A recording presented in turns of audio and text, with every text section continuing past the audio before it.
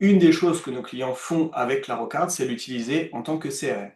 Donc du coup, je vous montre un petit peu le template actuel, comment on peut le modifier, comment on peut le faire évoluer. La promesse, c'est faire de Clarocard le CRM le plus simple du monde. Ici, on est sur la page d'installation d'un template. Donc globalement, quand vous commencez un projet, vous avez accès à tous nos templates. On retrouve ici les 4 templates qui ont été offerts lors de la dernière Clarocard Session sur le Capacity Management. Et quand on va tout en bas, on a cette promesse, le CRM le plus simple du monde. Donc je l'installe. Pour l'instant, le template est disponible uniquement en anglais. D'ici la fin de semaine, il sera disponible en français. Ok, je vous présente donc ce template CRM tel qu'il est livré. On l'a livré avec des cartes par défaut pour vous montrer un petit peu comment ça se passe. Donc des prospects par défaut. Bien sûr, vous avez la possibilité de tous les supprimer très facilement avec le CTRL A, de les sélectionner et de les supprimer. On va les garder parce qu'on va s'en servir pour la démo aujourd'hui. Comme ça vous permet de voir un petit peu comment fonctionne ce template. Par défaut, je vous rappelle que c'est vous qui décidez des valeurs dans Clarocard. C'est vous qui définissez ce qui concerne un prospect. Donc ici, moi j'ai décidé que dans le template, il y aurait un responsable, qu'il y aurait une étape, que les étapes seraient contact, call booked, qualified, démo done, etc. Je vous montrerai comment le faire évoluer tout à l'heure. Qu'il y aurait une source, parce que ça m'intéressait à un certain moment de savoir d'où venaient les prospects, quand ce prospect a été ajouté, depuis quand il est dans cette étape et quel est son email. Voilà, c'est les informations de base que j'ai décidé de mettre. Vous pouvez décider d'ajouter plein d'autres informations. Certains de nos clients mettent le numéro de téléphone, leur adresse, d'autres grandeurs, par exemple le niveau du deal, est-ce que c'est 1 million, est-ce que c'est 500 000, etc. On va voir comment faire évoluer ça tout à l'heure. Pour rappel, dans Clarocards, ce sont des cartes. Donc dès que je clique dessus, et ben ici, je peux inclure une description et mettre tout un tas d'informations qui me permettent d'avoir un historique de ce qui s'est passé, de ce qui s'est fait, de ce qui s'est dit, de quand je l'ai contacté, de pourquoi, etc. De garder quelques informations.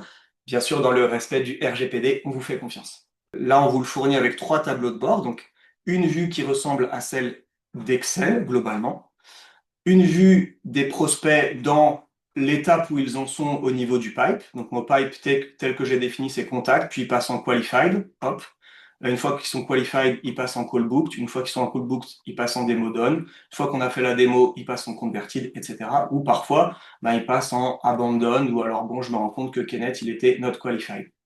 Donc ça, c'est la possibilité de voir ça. Et puis le dernier tableau de bord qu'on vous offre sur ce template, c'est de voir ce qu'on appelle blocking analysis. Depuis combien de temps on n'a pas bougé la carte? Parce que ça arrive qu'on oublie des prospects. Et ben là, en fait, on se dit, OK, il est dans cette étape. Donc dans l'étape où il est aujourd'hui, par exemple, Laurélie, elle est en contact depuis le 5 septembre 2024. Ah, il y a peut-être un truc à faire là. Peut-être qu'on l'a un peu oublié. Par contre, il y en a, voilà, plus récemment, Ryan Munoz, bon, lui, c'était en avril. En fonction du deal, en fonction de ce qu'il y a à faire, on se dit, OK, on a peut-être un peu le temps. Ici, voilà, cette vue vous permet très rapidement de vous dire, OK, vers qui j'ai oublié, qui je dois voir, qui j'ai laissé passer à la trappe. Donc, c'est les 3 tableaux de bord qui sont fournis par défaut. Dans la présentation, on va voir comment en ajouter d'autres. Pour rappel, sur chaque tableau de bord, vous pouvez définir ce qui s'affiche. Ici, par exemple, c'est un peu nul d'avoir la date, alors qu'on a le mois, de se dire, il est dans cette étape depuis le 27 juillet, alors qu'on sait que c'est en juillet. Peut-être c'est pas l'information qu'on souhaiterait avoir. Donc on peut l'enlever et se dire, ah, ce que je souhaiterais avoir, peut-être, c'est la source, et plus tard, j'aimerais bien savoir le signing. Donc le responsable. Ici, on n'a qu'un, c'est moi pour l'instant, je vous montrerai comment en ajouter.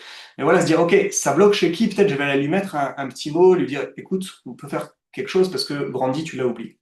Donc ça, c'est pour vous rappeler que dans chaque tableau de bord, vous pouvez augmenter le nombre d'informations que vous voulez voir ou réduire sur les cartes. Donc ça, c'est vraiment très modulaire. Voyons maintenant comment on adapte le pipe, le process. Là, je vous ai dit, là, le pipe tel qu'il est ici, c'est contact. Ensuite, si on le regarde ici, on passe en qualified, en call booked, en demo done, en converted. Voilà. Mais vous vous dites, peut-être, moi, je suis un vendeur de biens immobiliers. Moi, j'ai pas vraiment ça à faire, hein, c'est pas du tout le même pipe.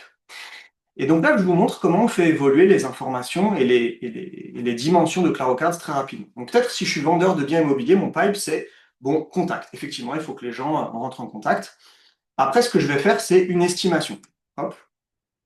Donc là, je vous montre en live comment on fait évoluer le pipe. Après, il me faut un mandat.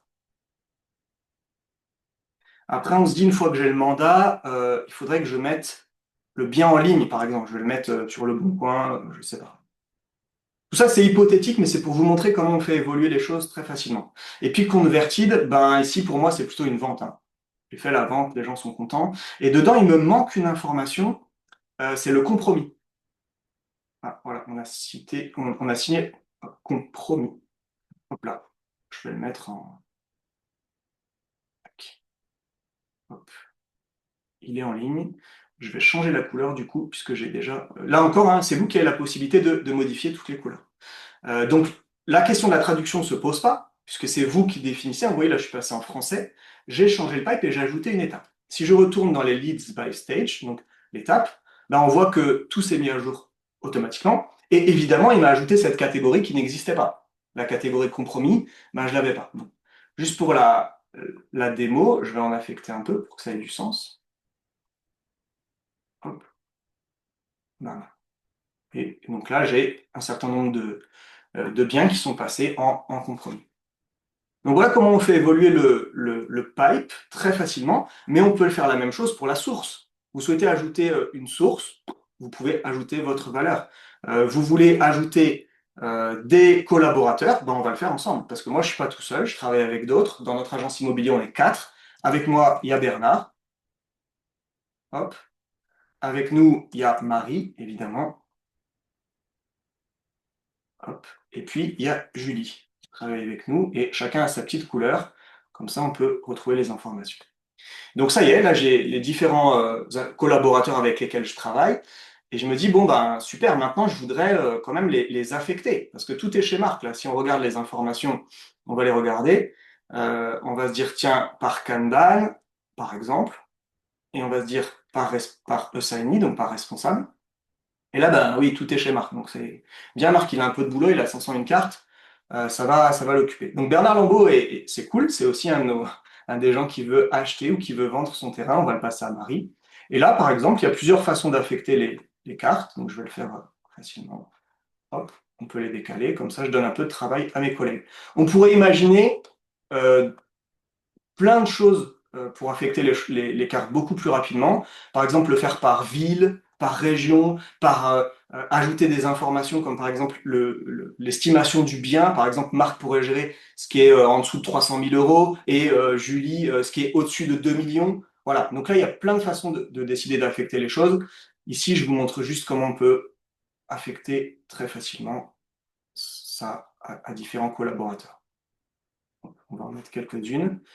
Euh, Voilà, tac, tac, pour qu'on en ait tous un peu encore. Donc voilà comment on donne les informations d'une personne à une autre, on peut les transférer. Et là, vous dites, OK, ben moi je suis Julie et j'aimerais bien avoir que mes informations à moi. On est toujours dans cette question de Clarocase. Comment donner la meilleure information, la bonne information à la bonne personne au bon moment? Donc comment donner la meilleure information à la bonne personne au bon moment? Donc moi je suis Julie. Et je voudrais voir que les informations qui me concernent.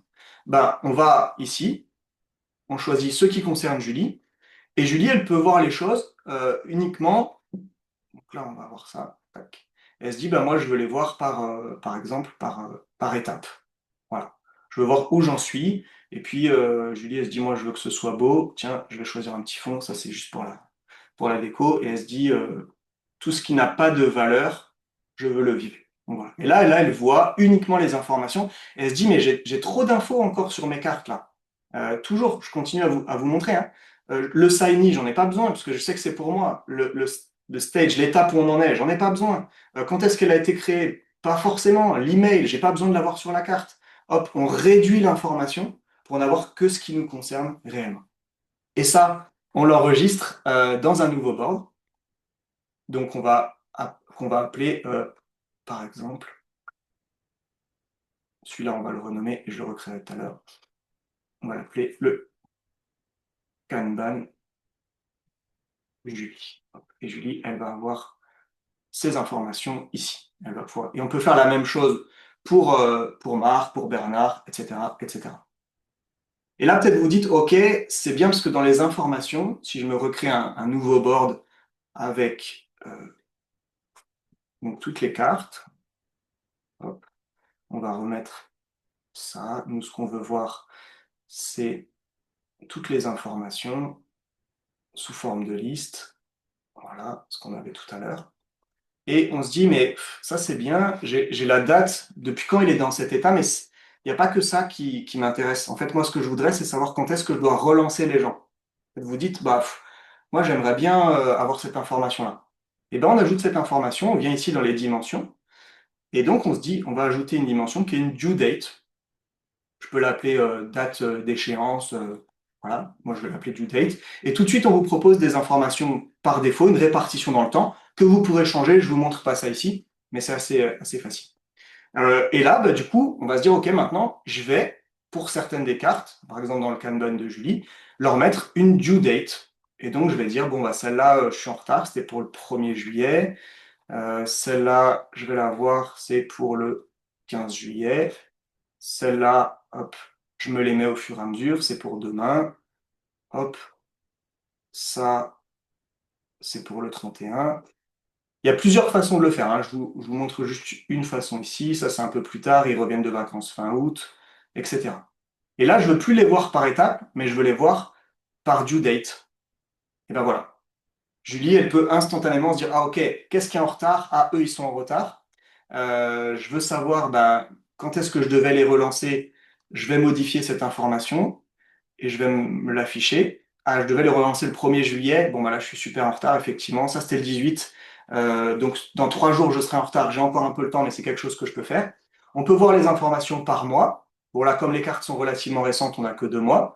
Par semaine, par quadrimestre, etc. Donc, on peut vraiment aller dans les informations pour toujours avoir la bonne information, celle qu'on cherche pour la bonne personne au bon moment.